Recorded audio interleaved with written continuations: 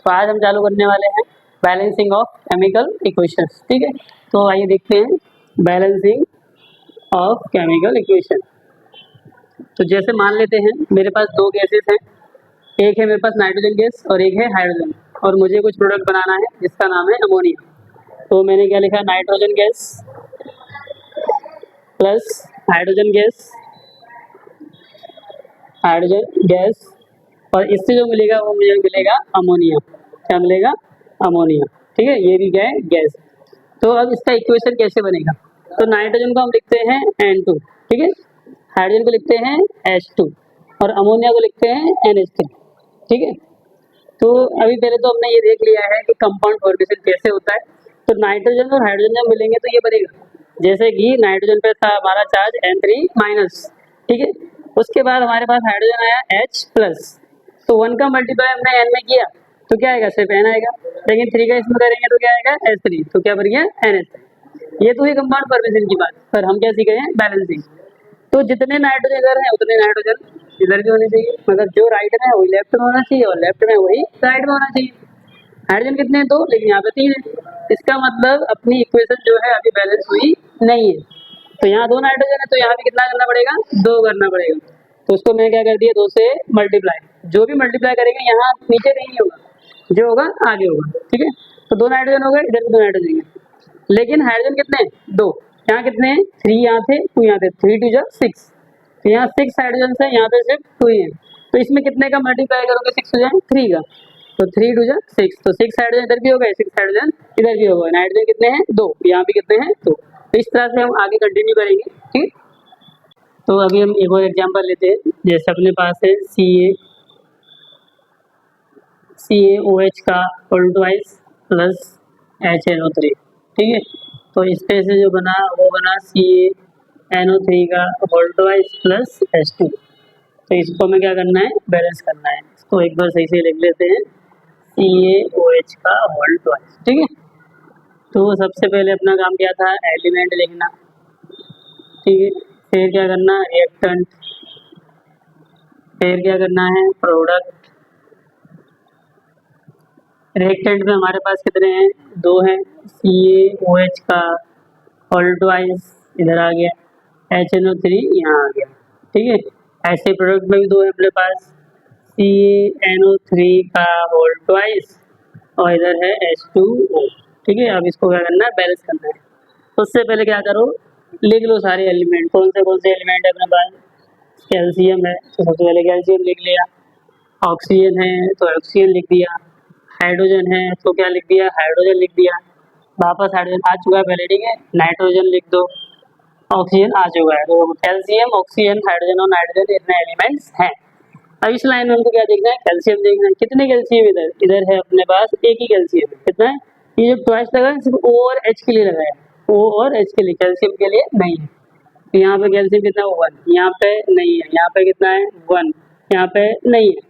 Oxygen देखो यहाँ कितने अंदर 1 है और ब्रैकेट लगा हुआ है अपना, ये 2 से मल्टीप्लाई हो गया तो कितने हो गए? 2। यहाँ पे देखो ये O3 है, मतलब 3 है, यहाँ पे देखो अंदर 3 है बाहर 2 है, 3 2 6 है। ठीक है, यहाँ पे कितना है? 1 है। अब देखो ये थोड़ा कॉम्प्लेक्स बना, अब मजा आएगा। हाइड्रोजन यहाँ कितने? 2, अंदर 1 तो ये हो गया 2, यहाँ हाइड्रोजन ये रहा 1, यहाँ पे कितना? देखो यहाँ पे है ही नहीं लो, यहाँ पे 2 हाइड्रोजन है। नाइट्रोजन देखो यहाँ पे नहीं है, यहाँ पे कितना है? 1, यहाँ पे कितने? अंदर 1 है, बाहर ये जो ब्रैकेट लगा हुआ है, ब्रैकेट इसे 2 से मल्टीप्लाई कर दिया कितने होगा? 2, और यहाँ पे नहीं, कुछ बचा? नहीं बचा। ठीक है, तो पहला रूल अपना वही, मैटर को करना है, फिर नाइट्रोजन को करेंगे, फिर ऑक्सीजन और फिर हाइड्रोजन। तो कैल्शियम देखो 1 1, कुछ नहीं करना है। अभी बारी है किसकी? नाइट्रोजन की। यहाँ कितना नाइट्रोजन? 1, यहाँ कितने? 2। देखो इसके बीच में देखना है, ये रिएक्टेंट और प्रोडक्ट के बीच में ये लाइन, ये दोनों साथ में, ये दोनों साथ में है। तो यहाँ टोटल कितना है? 1 है, यहाँ कितना है? 2। कम किस साइड है? इस साइड है, तो इसमें मल्टीप्लाई करें। किसमें? इसमें कितने का? 2 का मल्टीप्लाई किया। अब एक और चीज, 2 का इसमें किया तो पूरी लाइन में 2 का मल्टीप्लाई होगा, इसमें भी 2 का होगा, इसमें भी 2 का होगा, मतलब HNO3 का HNO3 ये रहा, 2 का मल्टीप्लाई कर दिया। ठीक है, तो चेक करो नाइट्रोजन कितने? 2, इधर भी 2। हाइड्रोजन कितने? देखो 2 और 2 4, इधर 2 ही। अपना रूल नहीं बोलना है, पहले मेटल फिर नॉन मेटल। तो मेटल तो है ही, नॉन मेटल में फिर हाइड्रोजन का तो लास्ट में देगा। ऑक्सीजन बचा अपना, ऑक्सीजन कितने यहाँ पे? ये 6 और ये 2 8, इधर 6 ही है। देखो ये जो है रिएक्टेंट साइड में, तो रिएक्टेंट में ऑक्सीजन कितने 2 और ये 3 6, 6 और 2 8, लेकिन इधर 7 है। अब इन दोनों में से किस में मल्टीप्लाई कर दोगे 8 होगा। देखो 6 में करूँगा तो बढ़ जाएगा, इसमें कर देता हूँ 2 का, तो कितने होगा 8 हो गए। अब इसमें पूरे में भी तो करना पड़ेगा, ये कर दिया तो ये H2O, ये रहा H2O में 2 का मल्टीप्लाई। फिर से चेक करो तो क्या वैलेंसी है क्या नहीं है। कैल्शियम इधर 1 इधर भी 1, ऑक्सीजन देखो 6 और 2 8, इधर भी देखो 6 और 2 8। हाइड्रोजन देखो इधर 2 इधर 2 4, तो एक बार भी 4 हो गया, ठीक है। नाइट्रोजन 2 इधर 2, ठीक है। इस तरह से बैलेंसिंग करनी है। ऊपर भी चेक कर लो एक बार, एक कैल्शियम, ऑक्सीजन कितने यहाँ पे हो गए 2, इधर 3 6, यहाँ पे 6 से यहाँ 2 है, तो टोटल 8 ऑक्सीजन, ठीक है। 8 ऑक्सीजन यहाँ भी होनी चाहिए अपने पास, 3 6, 6 और 2 8, ठीक है। हाइड्रोजन देखो 2 और 2 4, यहाँ 4 आ गए। नाइट्रोजन कितना है 1 है, ये रहा 2 मल्टीप्लाई है ना आगे, तो ये 2 हो गए, अंदर 1 2 बराबर बैलेंस, ठीक है। तो इस तरह से हमको बैलेंस करना है। सकते हैं थोड़ा सा एक कॉम्प्लेक्स केमिकल इक्वेशन को बैलेंस कर लेते हैं। जैसे अपने पास है BaCl2 प्लस में है H2SO4, ठीक है। और इससे हमारा जो बना BaSO4 प्लस HCl, ये हम कैसे बनाए वो हम देखेंगे जब हम टाइप्स ऑफ केमिकल रिएक्शन पढ़ेंगे। अभी से हमको क्या करना है, बैलेंस करना है, ठीक है। तो सबसे पहले क्या करेंगे, एक तरफ लिखेंगे एलिमेंट्स, एक तरफ लिख देंगे रिएक्टेंट और प्रोडक्ट, ठीक है। यहाँ रिएक्टेंट डाल दिया और यहाँ पे डाल दिया हमने प्रोडक्ट, ठीक है। रिएक्टेंट में अपने पास 2 रिएक्टेंट है तो उनको अलग अलग लिखेंगे, जैसे कि है BaCl2, यहाँ पे क्या है हमारे पास H2SO4, प्रोडक्ट में भी 2 है, तो इसमें एक है अपने पास BaSO4 और दूसरा है HCl, ठीक है। तो एलिमेंट में देखो क्या क्या अपना बी है, तो पहले लिख दिया हमने बी है मतलब कि बैरियम, ठीक है। फिर हमारे पास क्लोरीन लिख दिया, उसके बाद हमारे पास है हाइड्रोजन, तो हाइड्रोजन लिख दिया। उसके बाद हमारे पास सल्फर भी लिख दिया, और लास्ट बचा हमारे पास ऑक्सीजन, ये भी लिख दिया, ठीक है। अब क्वेश्चन ये आता है कि सबसे पहले किसको बैलेंस करेंगे, तो हमें करना होगा सबसे पहले मेटल को बैलेंस, उसके बाद नॉन मेटल कौन सी, ऑक्सीजन और हाइड्रोजन के अलावा जो बचा वो, ठीक है। उसके बाद यहाँ ऑक्सीजन को करेंगे और लास्ट में करेंगे हाइड्रोजन को, ठीक है। तो सबसे पहले हम देखते हैं मेटल कौन सा है, बैरियम है, और लिख लो पहले नंबर तो लिखो, यहाँ पे कितना आएगा 1, यहाँ पे कुछ भी नहीं है नहीं, ठीक है। मतलब बैरियम देखना है हमको इस पूरे लाइन में, तो अगर जिसमें जितने बैरियम उतने यहाँ लिख दो, यहाँ पे 1 है तो 1 लिख दिया, यहाँ पे बैरियम नहीं है तो कुछ नहीं लिखा, डैश कर दिया।